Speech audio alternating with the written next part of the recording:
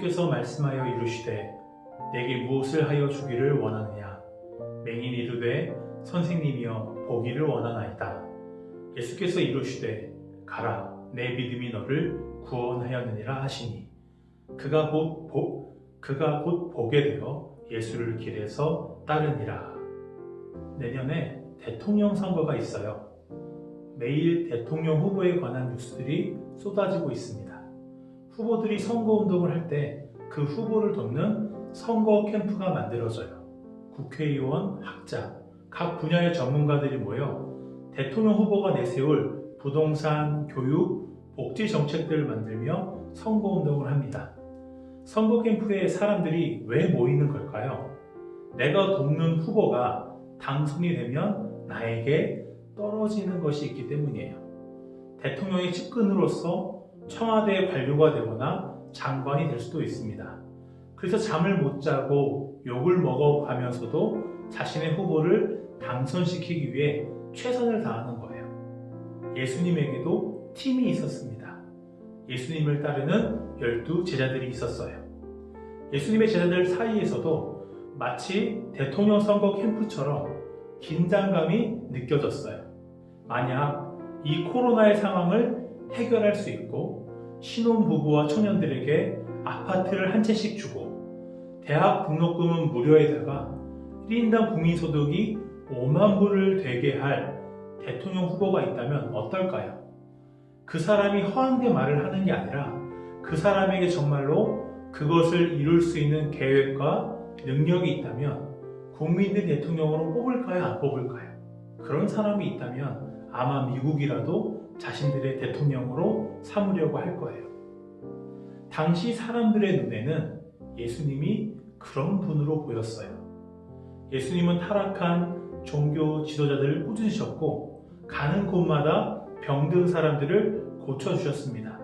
정말 사람들의 마음을 사로잡았던 기적은 보리빵 5개와 물고기 2마리로 5,000명이 넘는 사람들을 먹이신 사건이었어요. 예수님이 이 지긋지긋한 가난과 배고픔을 해결해 주실 분으로 보였습니다. 사람들은 점점 예수님이 자신들이 기다려온 메시아라고 믿기 시작했어요. 제자들은 예수님이 하신 그 모든 일들과 예수님에 대한 사람들의 기대들을 보았어요. 제자들은 예수님이 예루살렘에 들어가시는 순간 로마 병사들과 부패한 권력자들을 몰아내고 왕의 자리에 앉으실 줄 알았어요. 예루살렘에 가까워질수록 제자들 사이에는 묘한 긴장감이 흐르고 있었어요. 예수님이 왕이 되시면 자신들도 한 자리씩을 차지할 것 같은데 자리가 다 똑같은 자리가 아니잖아요. 예수님과 가장 가까운 핵심적인 자리에 누가 앉을까가 중요해졌습니다. 제자들 중에 형제 사이인 야고보와 요한이 먼저 선수를 칩니다. 예수님께 나와서 자신들이 구하는 것을 들어달라고 부탁해요. 예수님이 말씀하세요. 너희는 내가 너희에게 무엇을 해주기를 바라느냐? 야고보와 요한은 예수님이 영광 받으실 때에 자신들이 예수님의 오른쪽과 왼쪽에 서게 해달라고 부탁합니다. 다른 제자들보다 더 예수님 가장 가까이서 영광을 받게 해달라는 거예요. 예수님은 야고보와 요한에게 너희는 너희가 지금 무엇을 구하는지를 알지 못한다고 말씀하셨어요. 수많은 권력자들과 유명한 사람들이 받는 세상의 영광은 레드카펫 위를 지나는 영광이에요. 거기에는 환호와 박수와 편안함만이 있어요.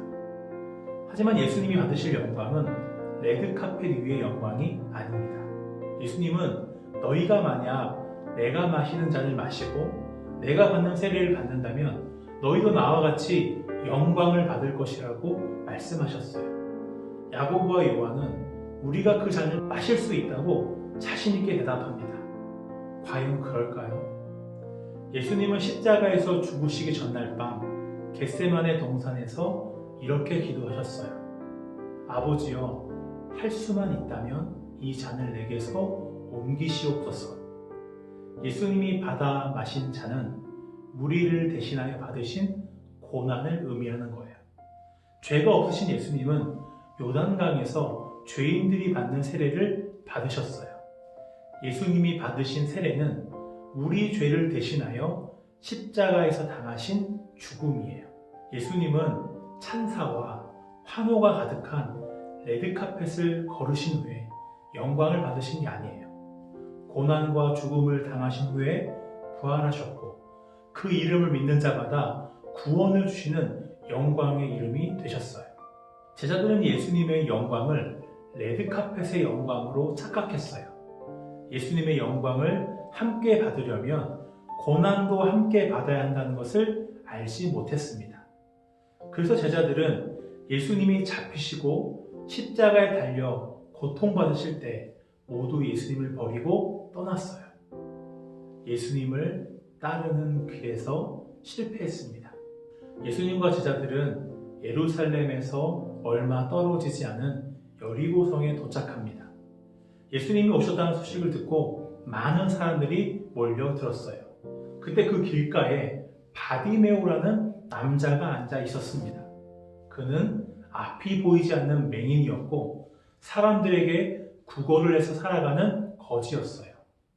여리고에서 가장 비참하고 불쌍한 사람 한 명을 꼽으라면 아마 이 바디메오라는 남자일 거예요. 2000년 전 이스라엘에서 앞이 보이지 않는 사람으로 산다는 것은 어떤 의미일까요? 그때는 장애인 복지라는 개념이 없어서 바디메오 같은 장애인은 사회의 배려와 도움을 받을 수 없었어요. 사람들은 장애를 신의 저주라고 생각했어요. 그 사람이나 부모의 죄 때문에 하나님의 심판을 받아 장애를 가지고 태어났다는 거예요. 바디메오 같은 맹인은 직업을 가질 수도 없었고 가정을 이룰 수도 없었습니다. 그의 곁에는 아무도 없었어요. 바디메오가 할 수 있는 일이라고는 길가에 앉아 구걸을 해서 하루하루를 살아가는 것밖에 없었어요. 바디메오가 눈을 뜨고 보게 될 가능성은 조금도 없습니다. 죽는 날까지 이렇게 살아갈 수밖에 없어요. 바디메오에게는 조금의 희망도 없었습니다. 그런데 그가 매일같이 앉아있는 길가가 갑자기 소란스러워졌어요. 사람들의 발자국 소리와 외침들로 가득해졌습니다. 바디메오는 사람들이 얘기하는 것들을 들으며 지금 무슨 일이 벌어지고 있는지 알게 되었어요. 나사렛 예수, 그분이 오신 거예요. 바디메오는 나사렛 예수에 대한 수많은 소식들을 들었어요. 예수님의 놀라운 가르침과 그분이 수많은 사람들의 병을 고치셨다는 얘기를 들었습니다. 바디메오는 한 번만이라도 예수님을 만나고 싶었어요. 그분이라면 자신의 눈을 고치실 수 있지 않을까 생각했습니다. 그 예수님이 자신이 있는 여리고에 오셨고 이제 곧 여리고를 떠나시려고 하고 있어요. 바디메오는 이렇게 예수님을 떠나보낼 수 없었습니다. 나사렛 예수시란 말을 듣고 소리질러 이르되 다윗의 자손 예수여 나를 불쌍히 여기소서 하거늘. 다윗의 자손은 우리가 기다려온 메시아라는 뜻이에요. 바디메오는 예수님 당신만이 나를 비참한 삶에서 구원해 주실 메시아라고 외치는 거예요. 아무런 희망이 없던 바디메오에게 예수님은 희망의 이름이었어요. 바디메오는 다윗의 자손이신 예수님께 나를 불쌍히 여겨달라고 했습니다. 바디메오는 지금 예수님께 값싼 동정을 바라는 게 아니에요. 예수님이 우리를 불쌍히 여겨주시는 것은 나의 모든 것을 이해하시고 공감해 주시는 거예요.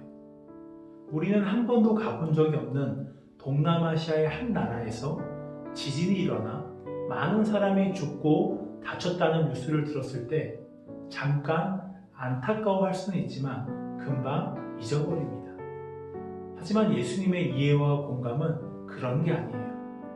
죄인이 되어 하나님과 떨어져 살아가는 우리를 공감하신 예수님은 우리와 같은 몸을 가지고 우리가 살아가는 세상 속으로 오셨어요.